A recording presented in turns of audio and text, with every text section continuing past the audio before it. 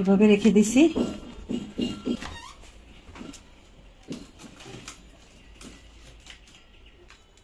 Late হয়ে গেছে।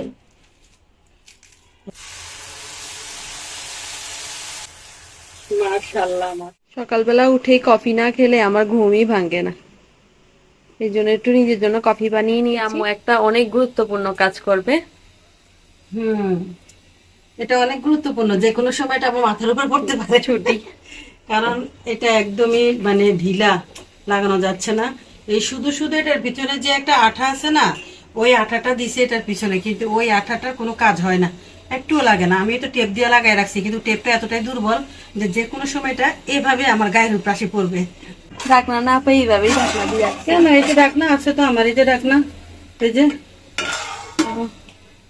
আর এটা আনার সাথে সাথে দেখেন আমার মেয়ে কত কিছু আইনা অলরেডি এখানে ভরা লাইছে, মানে যেখানে যাই সেখানেই ওর রাজত্ব। আম্মু বিলাইটা আসছে, হুম? বিলাইটা আসছে।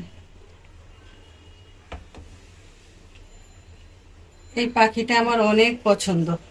এটা ওই বাসায় যখন রান্নাঘরে এই পাখিটা আমার থাকতো সব সময়, কিন্তু পাখিটা এখন ময়লা হয়ে গেছে তো পরিষ্কার করি নাই, কিন্তু আমার অনেক ভালো লাগে ওকে। সাদা জিনিস কিন্তু বেশিক্ষণ মানে সুন্দর থাকে না, অল্প সময় নষ্ট হয়ে যায় সাদা জিনিস।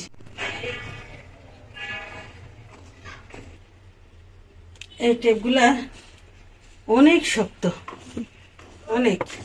দিচ্ছি, এবার মজবুত হয়ে গেছে। টিপগুলো আমি খুলে ফেলছি, কারণ এগুলো থাকলে আমি ফিট করতে পারবো না। জিনিসটা কিন্তু দেখতে অনেক সুন্দর, অনেক সুন্দর, আর এই চিপা চাপা পাকঘরের জন্য অনেক কাজের জিনিস।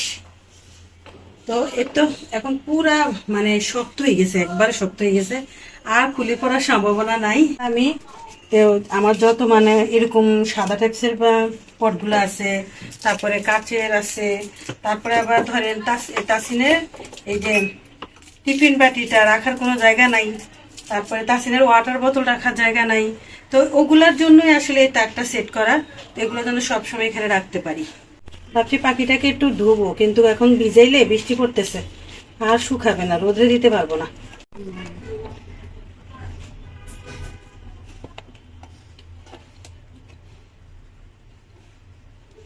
ঠিক আছে, হুম, মুখে দেখা যায় না। দেখা যায়। হ্যাঁ, হুম,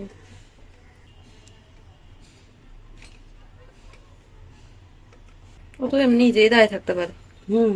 ও নিজেই স্বাবলম্বী। এই জারগুলো এখন খালি আছে, কিন্তু আমরা এই জারগুলাতে কি রাখবো ওগুলা নিয়ে আসছি, পরে যখন আরেকবার রাখবো না আম্মু? হ্যাঁ, হ্যাঁ।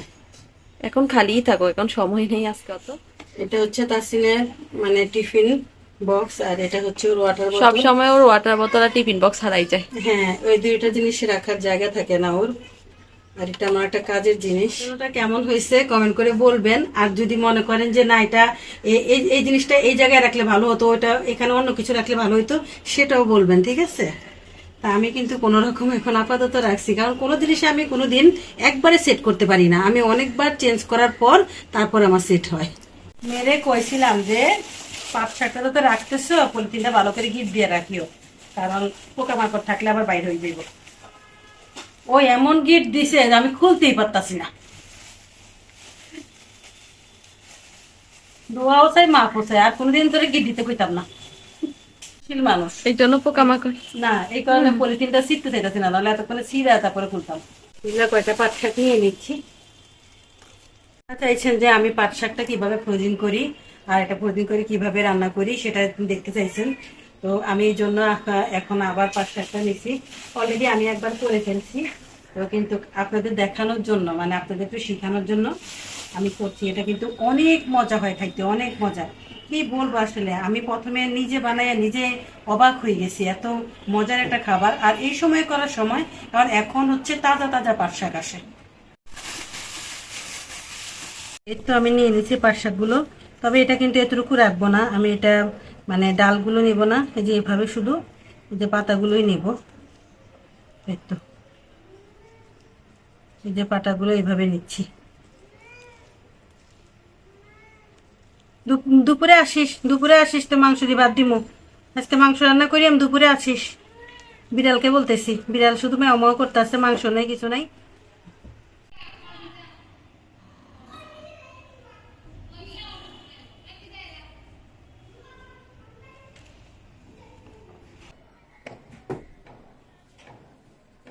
আমি আর আম্মু মিলে তাড়াতাড়ি করতেছি। আমাদের কালকে এত বেশি ভাল লাগছে যে আমরা মানে আরেকবার ইয়া করতে চেষ্টা করতেছি, আরেকবার বানিয়ে রাখবো আর কি। কালকেটা কম হয়ে গেছে, একবার সিদ্ধ করে ফেলে পাট শাক অনেক কম হয়ে যায়। প্রথমে তো আমরা একটু কম করে নিয়েছিলাম, কারণ ভাবছিলাম অনেকগুলো হবে।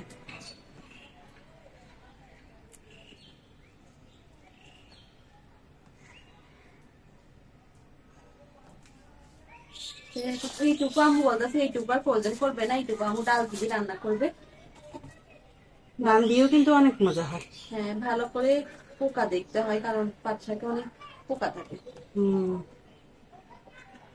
যদি এভাবে ফ্রোজিং করেন তাহলে কখনোই ডালা নিবেন না, কারণ ডালা নিলে হবে না, যে স্মুথটা হওয়ার কথা ওটা হবে না। এমনি কি ডাল খাওয়া যায় না? না, এমনিতে আমরা যদি ডাল দিয়েও রান্না করি তাও কিন্তু আমরা ডালা নেই না। হ্যাঁ, তো এতটুকু নেই আর কি, যে এতটুকু নেই।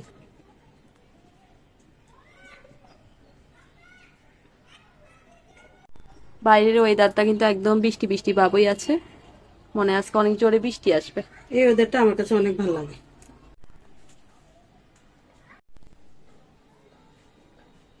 চট্টগ্রামে কিন্তু এটাকে নাইলা শাক বলে, নাইলা শাক।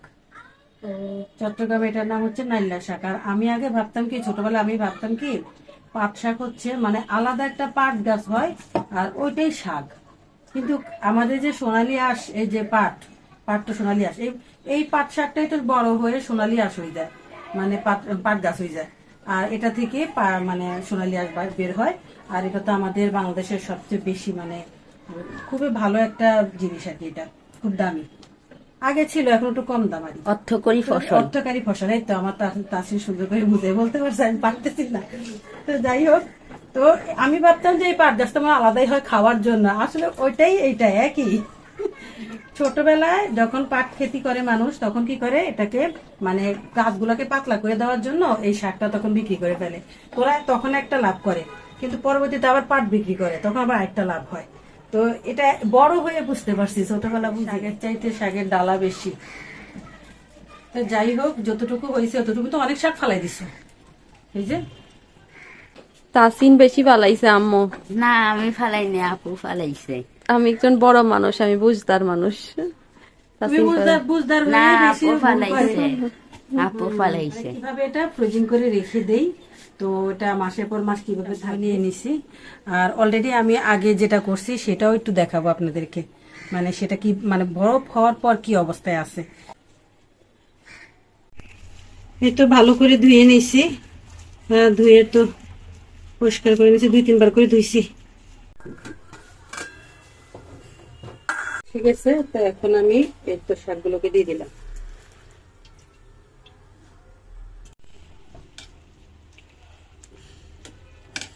এভাবে আমি 3-4 মিনিটের মতো রাখবো। আর চুলার আঁচটা আমি কমিয়ে দিছি, কারণ আমার আর বলক আসার দরকার নেই। এভাবেই রাখবো, একটু লেড়ে চেড়ে দিচ্ছি, না হলে নিচের গুলো হয়ে যাবে আর উপরের গুলো আবার হবে না। এই জন্য বারবার একটু লাড়াচাড়া দিতে হবে। এখন হয়ে গেছে, 5 মিনিটের মতো রাখলেই চলবে। হ্যাঁ, এখন তুলে ফেলবো। এই তো এইরকম একটা কালার আসবে, এইরকম একটা কালার আসলেই মনে করতে হয় পাট শাক হয়ে গেছে। ওভার কুক করা যাবে না, পাট শাক আবার বেশি নরম হয়ে গেলে এটার ভিটামিন গুলা নষ্ট হয়ে যায়। হ্যাঁ, হালকা আর সিদ্ধ। ওভার কুক করলে এটা মনে করেন কালারটাও নষ্ট হয়ে যাবে।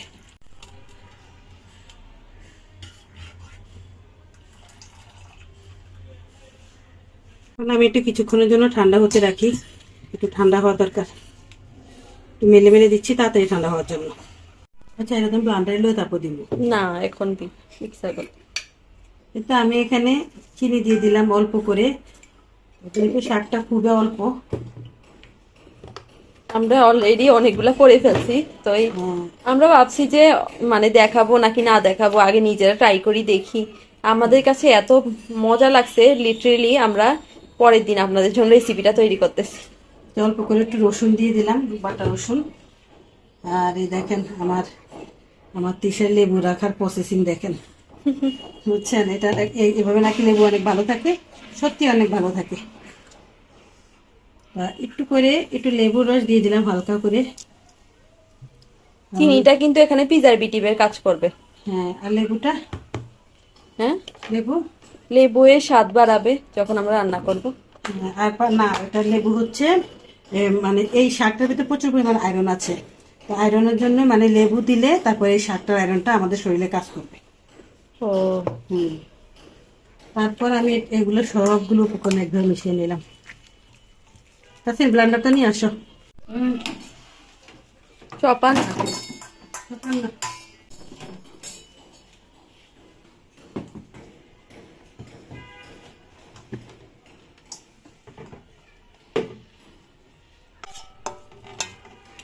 আমি এখন গ্রাইন্ডারে দিয়ে দিলাম। একটু পরিমাণ মতো পানি দিয়ে দিলাম, সামান্য করে দিছি পানি, পানি দিব না। আর আমি যদি এখানে 1 কেজি শাকের মানে করি, মানে 1 কেজি শাক আমি এবার প্রয়োজন করি, তাহলে 1 কেজি শাকের সাথে এরকম গ্লাসে 2 গ্লাস পানি লাগবে।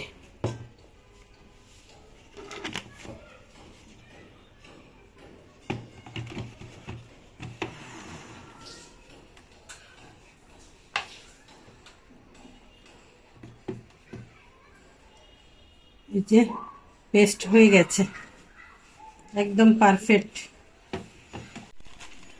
আমি একটা জিপলক ব্যাগ নিয়ে নিয়েছি। এই তো এই জিপলক ব্যাগে রাখাটা হচ্ছে সবচেয়ে সুবিধামূলক, কারণ এটার মানে পলিথিনটাও ভালো, আর দ্বিতীয়ত হচ্ছে এটার মুখটা লক থাকে। পলিথিনে চাইলেও রাখতে পারবেন। হ্যাঁ, পলিথিনও রাখা যাবে। আমি এখন এটাকে সবগুলো ঢেলে দেবো।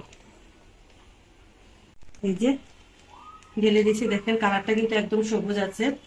তো এই যে লেবুর রস দিছি, তারপর একটু করে রসুন দিছি, তারপর আবার কি জানি চিনি দিছি। চিনিটা কিন্তু আপনার এটা প্রিজারভেটিভের কাজ করবে, মানে এটা ভালো রাখবে, স্বাদটা ঠিকঠাক থাকবে। এখন আমি হাওয়াটা একদম বের করে দেবো, হাওয়া থাকতে পারবে না।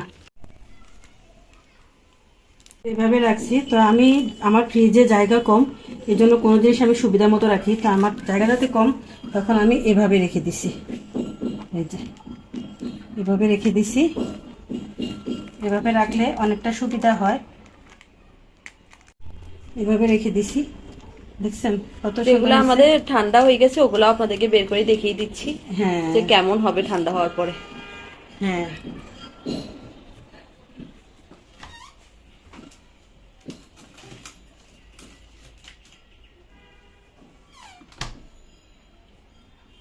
একটা দেখাই।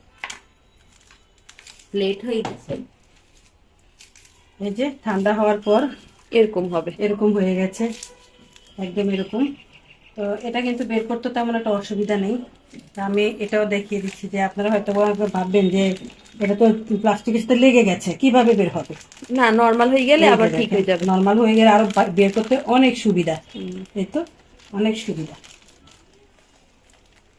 তো এইভাবেই রেখে দিবেন আর কি। এটাও আমরা এখন ফ্রিজে রেখে দিলে এরকম শক্ত হয়ে ঠান্ডা হয়ে যাবে। এরপর যখনই 1 প্যাকেট নামিয়ে 1 প্যাকেট রান্না করতে পারবেন, অনেক সুবিধা। মানে পুরো প্যাকেটটাই রান্না করে ফেলবেন আর কি তখন। এটাই। আর আমি অল্প অল্প করে রেখেছি, কারণ আমি যেহেতু মানে যখন রান্না করব তখন যেন আমার পুরোটা নামাতে না হয়। যতটুকু আমি খাবো অতটুকু নামিয়ে বাস রান্না করে ফেলবো। এখানে সামান্য করে একটু জিরা দিয়ে দিলাম, মানে গোটা জিরা। আর তারপর দিয়ে দিচ্ছি এই যে শুকনো মরিচ, তারপর পেঁয়াজ আর রসুন কুচি। বেশি করে দিতে হবে না? পেঁয়াজটা একটু বেশি করে দিতে হবে, রসুন কুচিটা একটু বেশি করে দিতে হবে, তাহলে ভালো লাগবে খেতে। এগুলোকে একটু আমি লাল লাল করে ভেজে নেব। আমার এখন যদি বলেন যে শাকের কোন শাকটা বেশি পছন্দ, আমার শাকের তালিকা এখন আমার এই পাট শাকটা বেশি পছন্দ। মানে আমার এক সময় আমি পাট শাক খেতেই পছন্দ করতাম না, যতদিন থেকে এই রেসিপিটা আম্মু বানাইছে কালকে আমার এত ভালো লাগছে যে আমার যে যদি এখন কেউ প্রতিদিন এটা বলে যে প্রতিদিন বানাই দিব, আমি প্রতিদিন খাইতে পারবো। মানে এই যে আম্মু বাগার দিতেছে না এই রসুন আর পেঁয়াজ দিয়ে, এটার জন্য এত সুন্দর একটা ফ্লেভার হয়। তো একদম লাল লাল করে ভাজা হয়ে গেছে।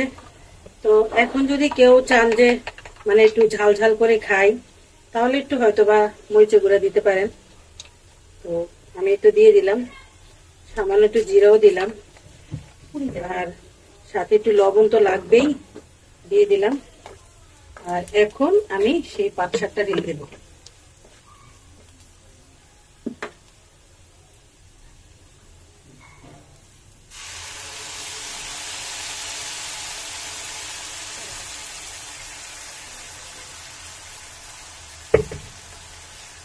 মাশাআল্লাহ মাশাআল্লাহ, গ্রানটা অনেক সুন্দর বেরোচ্ছে গ্রানটা। হ্যাঁ, গ্রানটা যেমন কালারটাও সেমন, মানে এত যে ভালো হয় কি বলবো আসলে। একবার হলো এটা ট্রাই করে দেখবেন, অনেক বেশি মজার হয় কিন্তু। আর কিছুই দিতে হবে না, এখন শুধু একটু বলক আসলেই বাস হয়ে যাবে, বেশিক্ষণ লাগবে না, মাত্র 2 মিনিট। 1 প্লেট ভাত এটা দিয়ে খেতে পারবেন। এই ঘনত্বটা ঠিক এরকম হবে, মানে বেশি পানি দিবেন না, তাহলে বেশি পানি দিলে আবার ঘনটা এরকম হবে না। আর এই পানি শুকাতে গিয়ে আপনার শাকের সব ভিটামিন ক্যালসিয়াম একদম শুকিয়ে যাবে।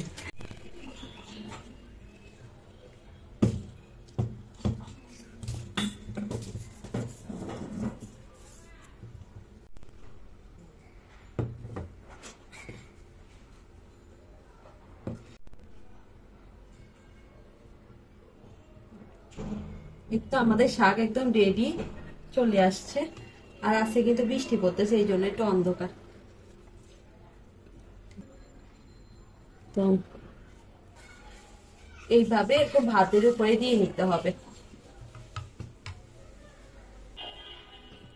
তাসিনা অলরেডি বসে গেছে, কারণ ওরও অনেক প্রিয় হয়ে গেছে এটা।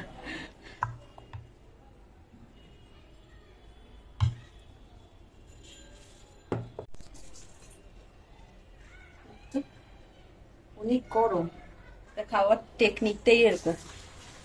তো এরকম করে না খেলে বেশি মজা লাগে না।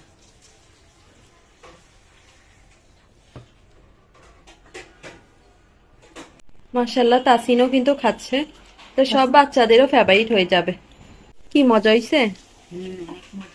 হ্যাঁ, এই তো কালারটাও কিন্তু একদম ঠিক আছে, কালারটাও নষ্ট হয়নি, তারপরে আবার এই যে ঘনত্বটাও ঠিক আছে, সব দিকেই ঠিক আছে, মানে এটা সব পারফেক্ট ভাবেই, মানে ভিটামিনটাও আছে। পাট শাক ফ্রোজিং করলে এটা সব গুণাগুণ নষ্ট হয়ে যায়, আসলে কিন্তু ভুল ধারণা। এইভাবে যদি রাখেন তাহলে একদম গুণাগুণ নষ্ট হবে না, একদমই না।